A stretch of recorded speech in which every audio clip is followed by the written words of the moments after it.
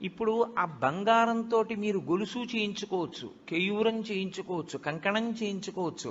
అది నామరూపములుగా మీ ఇష్టాన్ని బట్టి మారుతుంది. కానీ అసలు పరమేశ్వరుడు ముద్ద బంగారం, దానికి ఏం రూపం లేదు, మీరు మార్చుకున్నారు.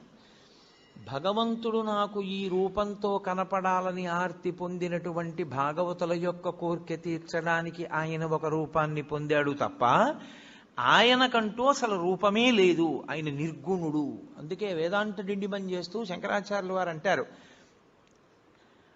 పీఠం అంబమయం సర్వం శివలింగైశ్చ చిన్మయం సాకారంచ నిరాకారం నిర్గుణంచ గుణాత్మకం తత్వం తత్పరమం బ్రహ్మ ఇది వేదాంత డిండిమః అంటారు.